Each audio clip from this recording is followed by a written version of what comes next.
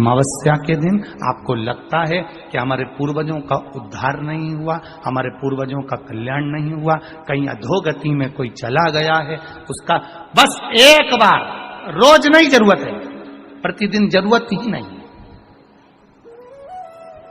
महीने में एक बार अगर अमावस्या के दिन भी आपने चंदन के थोड़ा सा चंदन अगर मेरे देव अधिदेव महादेव को 7 स्थान पर समर्पित किया है। अशोक यहाँ पर वर्णन कर रही है, मैना, धन्य और कला की कथा कर रही है। तीनों ने सनकादि ऋषियों से मांगा। चंदन भगवान को अति प्रिय होता है और चंदन ही एक ऐसा होता है जो पितरों को भी प्रिय होता है, जिसका स्पर्श मात्र लगने से पूर्वजों का कल्याण हो जाता है। वो चंदन का 7 स्थान शिवलिंग के बताए हैं, जहां पर भूल से भी अगर कोई चंदन की उंगलियां लगा देता है, 7 स्थान ऐसे हैं जहां चंदन की मात्र उंगलियां लगा देने से ही शिव पितृलोक के पितरों को मुक्ति प्रदान करके वैकुंठ लोक का निवास दे देते हैं। 7 स्थान।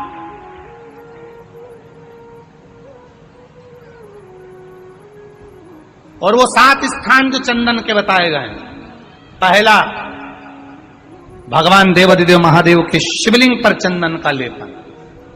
समझ लेना जरा बहुत अच्छे से।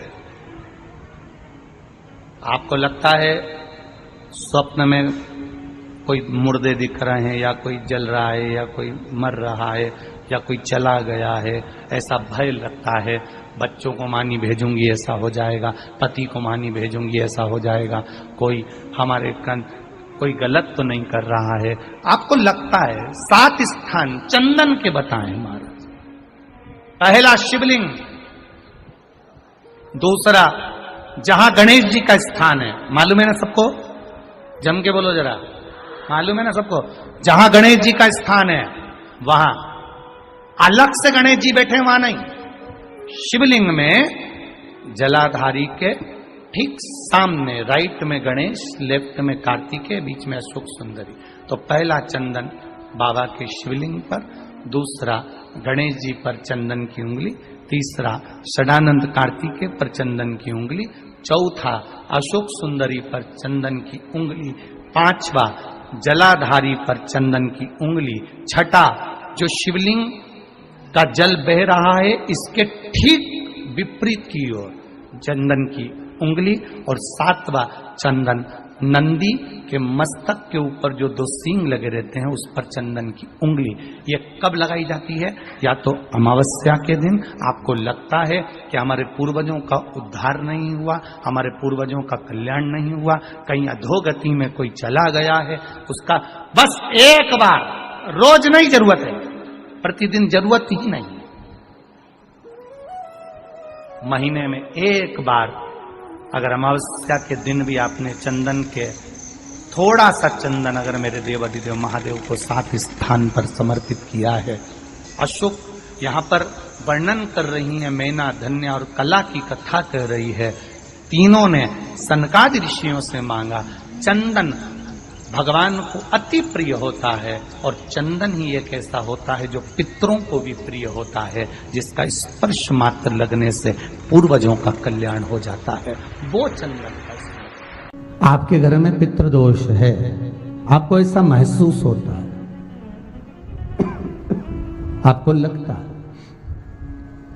तो किसी भी नवरात्रि के पहले जो अमावस्या पड़ती है, मान लो अपन अमावस्या पड़ी, आप एक अंदाजा लगाइए, तो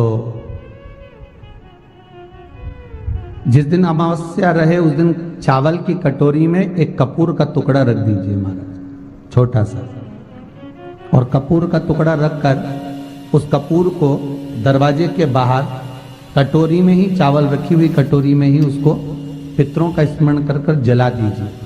और जलाने के बाद उस चावल को कहीं भी किसी भी वृक्ष की छांव में पक्षियों के लिए डाल दीजिए। शिव महापुराण की कथा कहती है, अगर मान लो पितृ आपको कष्ट दे रहे हैं, पितृ आपको तकलीफ दे रहे हैं, कोई काम नहीं होने दे रहे हैं, या कहीं आपको ऐसा लगता है कि पितरों का दोष है, तो वो पितृदोष देवी, अब ये जो आप करेंगे ये कब कर रहे हैं? अमावस्या के दिन आप उसको रख रहे हैं। अमावस्या के दिन उसको रखकर रात भर आपने रखा कपूर के साथ में, सुबह एकम पड़ गई, नवरात्रि लग गई, उसी दिन उसको जलाकर आपने पटक दिया। अर्थात उससे देवी और पितृ इन दोनों का आशीर्वाद जो प्राप्त होता है, तो घर में से पितृदोष समाप्त होकर लक्ष्मी की वृद्धि प्रारंभ हो जाती है, कार्य में सिद्धता आ जाती है। मान लो अगर पितृदोष है तो करो, नहीं है बड़े अलमस्ती से रहो, तो ये पितृदोष का स्मरण। तो यहां शास्त्र कह रहा है कि पितरों का जो लोक होता है, पितर जो लोक होता है, उस पितृलोक में 64 योगिनियां प्रवेश नहीं करती। शिव महापुराण कर रही है, शंकर की कथा कर रही है। एक छोटा सा उपाय अवश्य करिएगा। मान लो आपको लग रहा है कि आपके घर में पितृदोष है, आपको ऐसा महसूस होता है, अमावस्या पड़ती है, चावल की कटोरी में एक कपूर का टुकड़ा रख दीजिए, मान छोटा सा, और कपूर का टुकड़ा रखकर उस कपूर को दरवाजे के बाहर कटोरी में ही, चावल रखी हुई कटोरी में ही उसको पितरों का स्मरण कर कर जला दीजिए। और जलाने के बाद उस चावल को कहीं भी किसी भी वृक्ष की छांव में पक्षियों के लिए डाल दीजिए। शिव महापुराण की कथा कहती है, अगर मान लो पितृ आपको कष्ट दे रहे हैं, पितृ आपको तकलीफ दे रहे हैं, कोई काम नहीं होने दे रहे हैं, या कहीं आपको ऐसा लगता है कि पितरों का दोष है, तो वो पितृदोष देवी, अब ये जो आप करेंगे ये कब कर रहे हैं? अमावस्या के दिन आप उसको रख रहे हैं। अमावस्या के दिन उसको रखकर रात भर आपने रखा कपूर के साथ में, सुबह एकम पड़ गई, उसी दिन उसको जलाकर आपने पटक दिया। अर्थात उससे देवी और पितृ इन दोनों का आशीर्वाद जो प्राप्त होता है, तो घर में से पितृदोष समाप्त होकर लक्ष्मी की वृद्धि प्रारंभ हो जाती है। अमावस्या के दिन प्रदोष काल में, प्रदोष के समय पर, प्रदोष काल में शाम के समय पर जाकर किसी भी नदी, तालाब, बावड़ी, कुआं, कहीं ना कहीं जो आपके पास में हो, वहां पर एक घी का दिया, बत्ती का मुंह दक्षिण की ओर कर कर अवश्य जला कर जाना, सारे पितृ दोष समाप्त हो जाएगा। अगर नदी, तालाब, बावड़ी, कुआं नहीं है तो पीपल का वृक्ष हो या बेलपत्री का वृक्ष हो या बट का वृक्ष हो, उसके नीचे लगा दो प्रदोष काल में। पर अमावस्या के दिन लगाएं जरूर। क्यों? क्योंकि अमावस्या 16 दिन तक पितृ मृत्यु लोक में आने के बाद में भोजन ग्रहण करते हैं। अमावस्या के दिन पितृ शाम के समय प्रदोष काल में शंकर भगवान का नाम जाप कर कर नदी, तालाब, बावड़ी पर पानी पीने जाते हैं।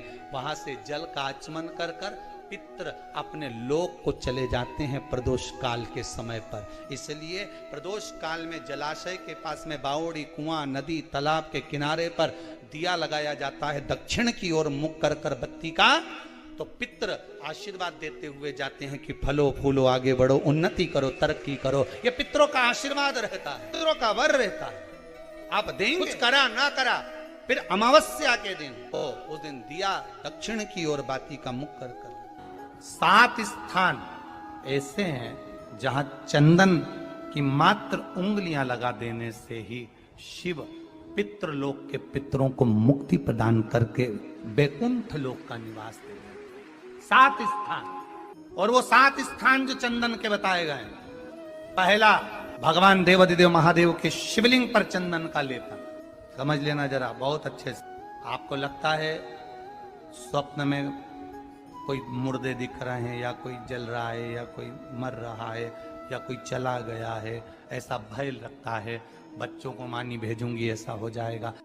जिनके यहाँ पितृदोष होता है, काल सर्प दोष होता है, वास्तु दोष होता है, उनको ज्यादा कुछ नहीं करना होना।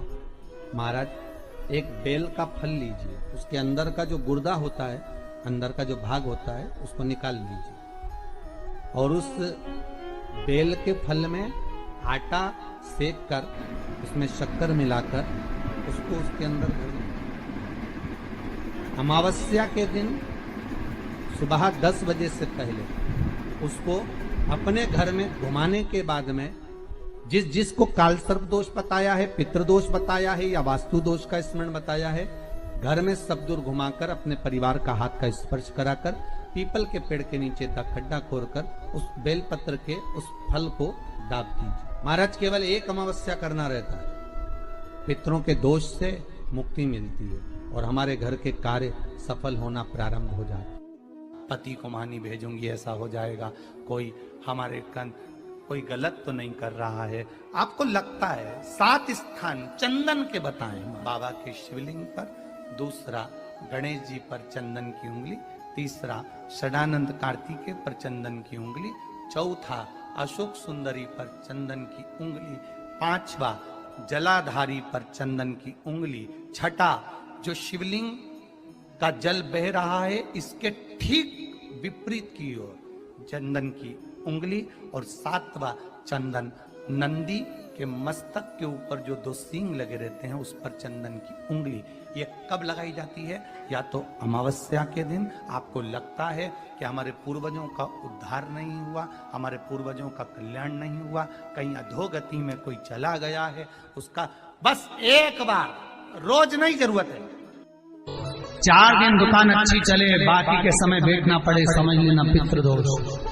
घर में बच्चे चिड़चिड़े हो जाए, गलत संगति में डूब जाए, समझ लो चिड़चिड़ हो रहे हैं, पितृदोष।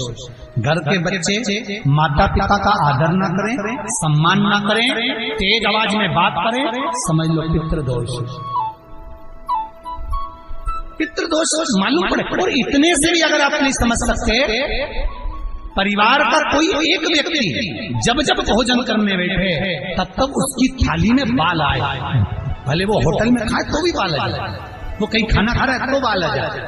8-15 दिन में, 4 दिन में, 3 दिन में, 2 दिन में, 6 दिन में आपकी थाली के भोजन में अगर बाल निकल रहा है, केश निकल रहा है, समझ लेना कि पितृ आपसे कुछ मांग रहे हैं, पितृ आपसे कुछ चाहते हैं। महाराज एक बेल का फल लीजिए। क्या लेना है? बेल का फल, बेलपत्री का जो फल होता है उसको ले लो, उसके अंदर का जो गुर्दा होता है, अंदर का जो भाग होता है उसको निकाल लीजिए, और उस बेल के फल में आटा सेक कर उसमें शक्कर मिलाकर उसको के अंदर भर लीजिए।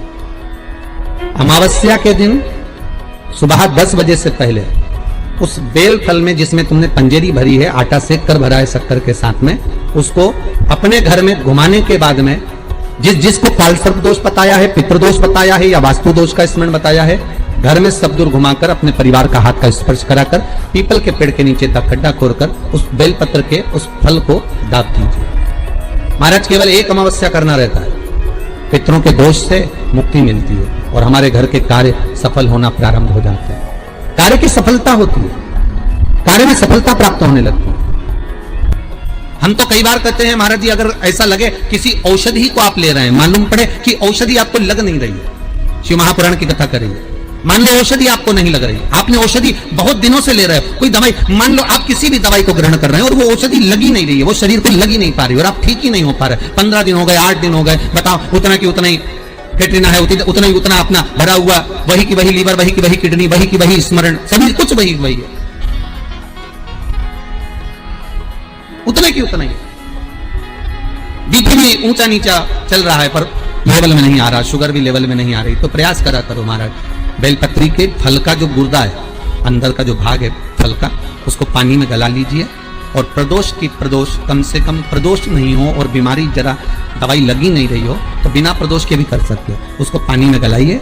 आधा घंटा पानी में, जैसे आपको सुबह मंदिर जाना है 10 बजे, तो सुबह स्नान कर कम से कम 6:30-7 बजे उसको पानी में गला दीजिए और उस बेले के फल का गुर्दा से गला हुआ पानी शिव जी को ले जाकर समर्पित कर दीजिए। महाराज उस पानी में से थोड़ा सा 1 चम्मच पानी शिव जी पे चढ़ा हुआ लेकर आ जाइए। उस पानी को जो बीमार व्यक्ति है उसको औषधि देने से पहले मात्र आधी चम्मच से भी आधा चम्मच उसको दे दीजिए। भगवान शंकर का श्री शिवाय नमस्तुभ्यम का जाप कर उस पानी को देने के बाद अगर आप औषधि देंगे तो ये पक्का है कि औषधि अपना कार्य करना प्रारंभ कर देगी और वो स्वस्थ होना प्रारंभ हो जाएगी, वो स्वस्थ हो औषधि